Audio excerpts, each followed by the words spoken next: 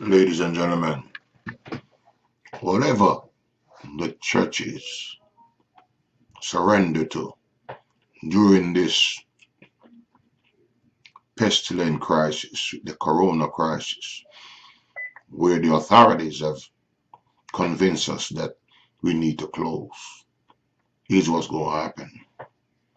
Many things going to happen, but let me tell you one of what's going to happen when this thing is over.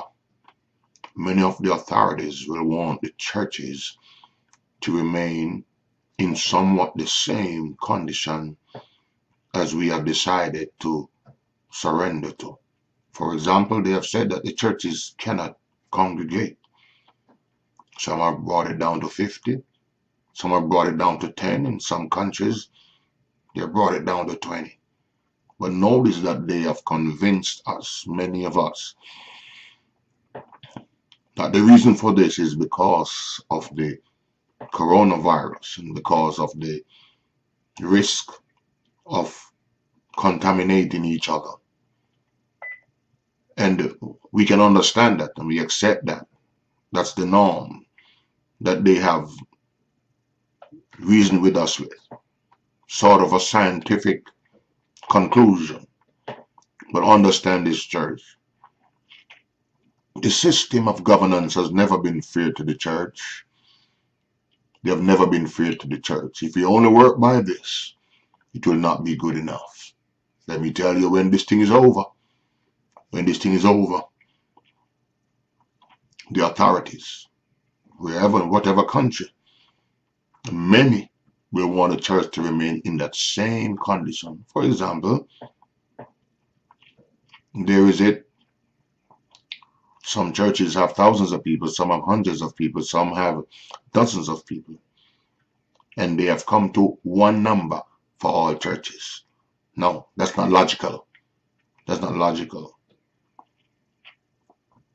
They tell us, well, social distancing of 6 feet. Why can't the church operate and observe that social distancing? We see in the government, in the news conferences and the news briefings, where the reporters now sit 6 feet apart, or they at least try to sit 6 feet apart in the White House, those briefings and whatever. Why can't the church be allowed to function where those who attend, the congregants will sit 6 feet apart? So their reasoning and their rationale is not credible. Is not credible. If it was credible, they would say, yes, go ahead. Churches, go ahead, but please observe these guidelines. Make sure that this is this and that is that.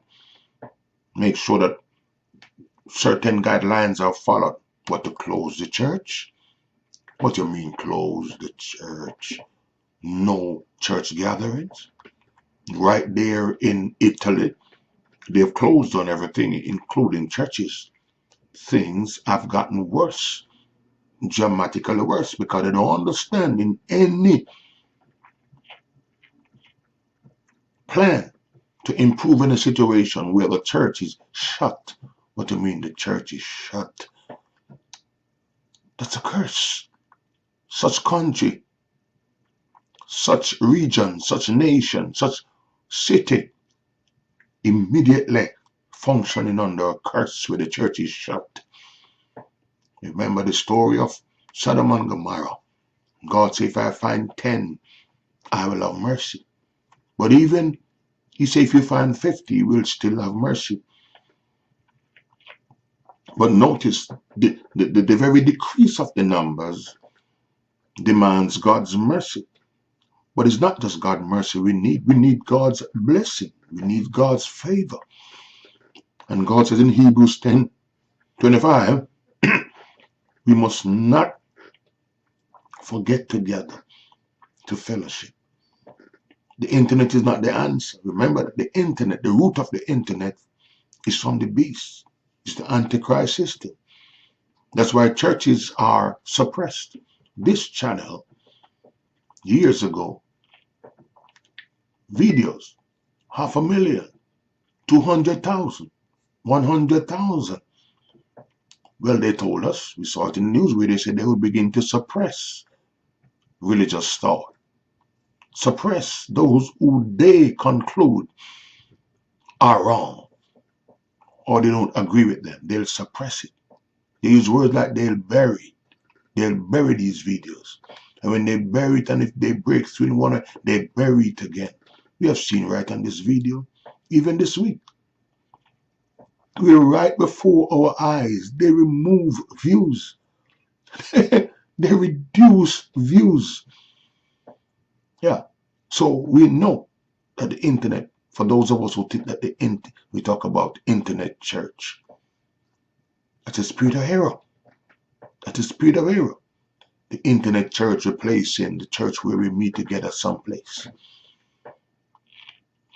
They have not even permitted houses to have church, because from the Bible days you had house churches. And some of the leaders have said, no, not even the houses, you can't have a house church. Why can't they say, okay, you can meet in a house, but you have to follow the social distancing? So their dialogue is not credible. We got to be very careful. Right there in Soviet Union in the 20th century, for a while, the authorities pretended as if they were with the church. The church thought that they were a partner with the government. The government assisted them in many, many areas, not realizing that they were walking into a trap. Then the totalitarian communist system took over, and those same churches were turned into factories. Here's what's going to happen. Here's what's going to happen when this thing is over. When we just surrender to these new rules. And to a measure we've got to. But when we totally surrender to these new guidelines, when it's over, and when this disease is over, and it will be over, no matter what they're trying to tell you, it will be over. At least it will be reduced dramatically. They will demand, in their smart way, in their legal ways, for the church to almost remain as how they operated during the pestilence, during the calamity. Mankind is like that. Now we are out of the worst. Churches that remain like that, stay that way, stay in low numbers, 50 and 10. Now, as I was saying earlier, let's say there's a church, a large church that I say 1,200 people. Why can't they say, well, for you to continue, you have to follow the social distancing guidelines of 6 feet apart? Normally, so if it's a church with 1,200 people, say their building can hold 1,200 people, you say, okay, you can meet, but the maximum 200 people.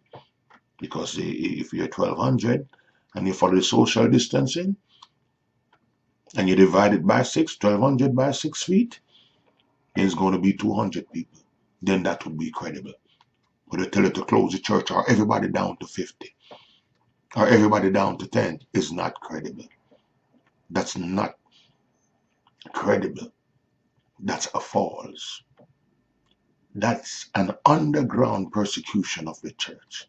How can you close the church? The church serves several functions. The church has a spiritual function. God made man. You cannot take God out of the equation. Man is not just made of body and mind. Man is made up of body, soul, spirit, intellect. It's that the church plays roles that many folks don't appreciate. It is known that those who go to church, those who believe in God, are healed quicker. Yes. Scientific studies have been done that those who believe in God are healed quicker. The medicine has a quicker effect on those who believe in God. than those who don't. As a matter of fact, even in the churches, why can't it be said that, okay, you can meet at the churches with the social distancing, but if you have a system by which maybe somebody has one of those ways to test temperature, and those who have a certain temperature and it's not okay, they can go to a different part of that building or to another building where they can be prayed for. Well, even the person who's praying for them, they may even observe the distancing for prayer. Oh, prayer works. That's why they got prayer places in even hospitals. They have prayer rooms in hospitals. So what about that? They have prayer rooms in the hotels. So what about that? They have prayer rooms in the airports. So what about that? All of a sudden, because of some illness, the part that prayer plays is disregarded. And we as the church bowing to it. No, it's not to be like that. Listen to me, brothers and sisters, we are coming up on another form of persecution. But it's a very tricky form. It's a very deceitful form of persecution where the church is told to shut. And when we try to cooperate, when it's all over, they're going to say, stay shut. Or if you don't stay shut, you stay reduced. Then there'll be a new rule. No church should be more than 100 people. Or no church should be more than such a number. Right there in Tanzania, there was a stampede at a church event and people died. People died. Immediately, the government is demanding that all church founders, those who are the ones who found the church or the head of the church, must have a bachelor's degree, an academic bachelor's degree before they can open a church or lead a church. They didn't even go through a system of government, of a process by which, okay, the new law is being tested and it takes a while. Immediately, that's the kind of disregard and disrespect and dishonor for the people of God. Just immediately. So now the church becomes just an academic performance. It's good to become trained. It is good. It's necessary wherever possible. But to make it a blanket rule, if you're the head of a church, you must get at least a bachelor's degree. This is the kind of persecution. And then they say, okay, because there was a stampede, who tell you that those who have a degree, because they have a degree, it will prevent a stampede? No, they always wanted to persecute the church. They have been stampeded in many, many situations, many non-religious situations. But as the church of a stampede, there are accidents in every situation. This is the kind of thing. Once they find a rationale, they're ready to stop the church, shut the church, make new rules on the church. Listen to me, ladies and gentlemen, brothers and sisters, it's another form of persecution. We must be careful. It's time for the underground church. Yes, this is end time persecution. It's time. Already they have made laws in most countries, many, many countries, right in Russia, in China, parts of Europe, India. First of all, churches need permits just to go and witness, just to go and give out tracts, to go on the street. In Russia, it's unlawful to evangelize. So the churches have basically bowed to it, and we're not on the streets. We're not going house to house. If you go house to house now, they call it soliciting. You preach on the street, they say we are being a burden. We are causing a riot. We are telling people they need Jesus. And folks get upset, call the police, and the police come and shut down the preacher, say he's causing a riot. He's causing fear, etc., etc. And the church has bowed to the system that take